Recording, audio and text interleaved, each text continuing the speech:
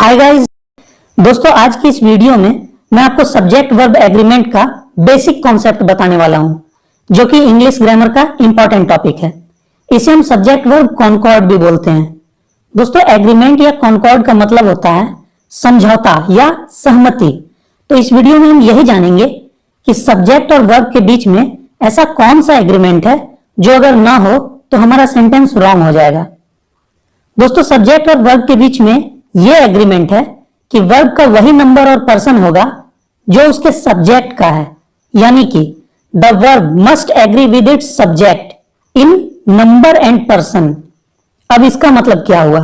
Basically इसका मतलब यह हुआ कि हमें सिंगुलर सब्जेक्ट के साथ सिंगुलर वर्ब का यूज करना है और प्लूरल सब्जेक्ट के साथ प्लूरल वर्ब का यूज करना है। इसे हम SSPP रूल भी कहते हैं। S मीन्स सिंगुलर और P मीन्स प्लूरल।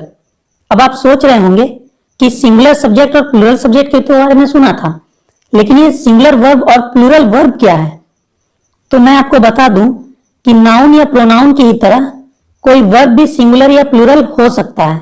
बस आपको ये बात ध्यान रखनी है कि जब नाउन के अंत में S या ES लगता है तब वो प्लूरल हो जाता है, लेकिन जब वर्ब के अंत में S या ES लगता है तब वो सिंगुलर हो जाता है। मैं फिर से रिपीट कर रहा हूं, जब नाउन के अंत में S या ES लगता है तब वो प्लूरल हो जाता है, लेकिन जब वर्ब के अंत में S या ES लगता है तब वो सिंगुलर हो जाता है। यानी कि नाउन प्लस S या ES is equal to plural, but verb plus S या ES is equal to singular. इस बात को कुछ एग्जांपल्स की मदद से समझते हैं। जैसे बॉय एक सिंगुलर नाउन है जिसका प्लूरल फॉर्म बॉयज होता है। काउ एक सिंगुलर नाउन है जिसका प्लूरल फॉर्म काउज होता है।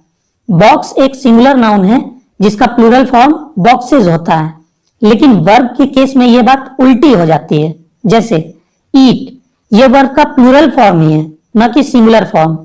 इसे अगर हमें सिंगुलर बनाना है तो हमें इसमें s जोड़ना होगा, यानी कि ईट का सिंगुलर होगा ईट्स। उसी तरह गो ऑलरेडी वर्ब का प्लूरल फॉर्म है, इसका सिंगुलर फॉर्म होगा गोज। डू का सिंगुलर फॉर्म होगा डज।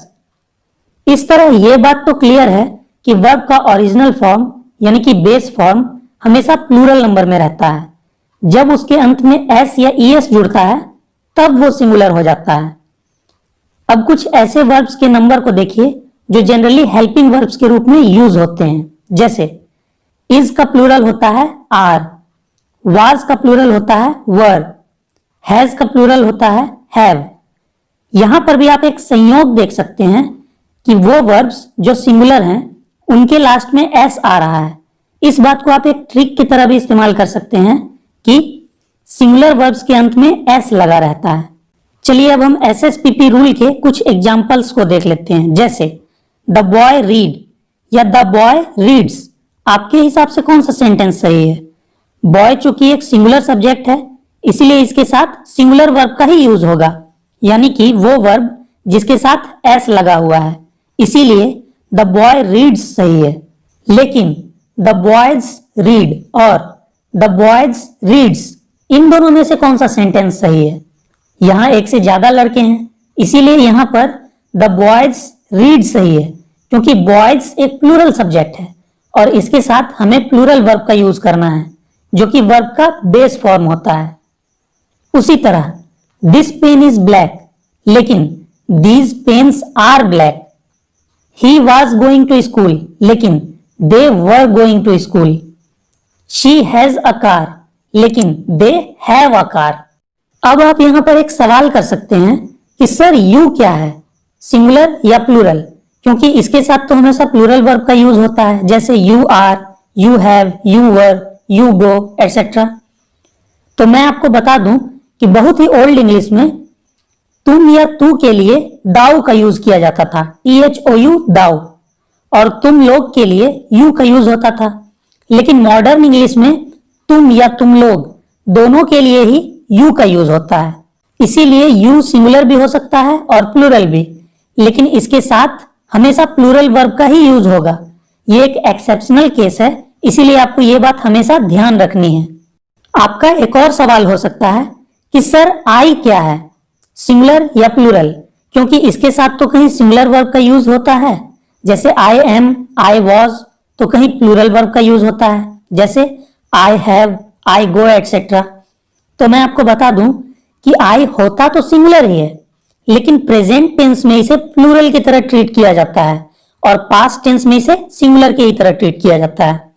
और फ्यूचर टेंस की तो कोई टेंशन ही नहीं है, क्योंकि वहां पर तो विल ही लगेगा। इसीलिए आपको हमेशा यह बात ध्यान रखनी है कि आई होता तो सिंगुलर ही है, लेकिन प्रेजेंट टेंस में इसे प्लूरल की तरह ट्रीट किया जाता है। जैसे आई हैव अ कार, न कि I has a car. I go to school, न कि I goes to school. I have eaten, न कि आई हैज इटन। लेकिन पास्ट टेंस में इसे सिंगुलर की तरह ही ट्रीट किया जाता है, जैसे I was going to school, न कि I were going to school. I was a student, न कि आई वर अ स्टूडेंट।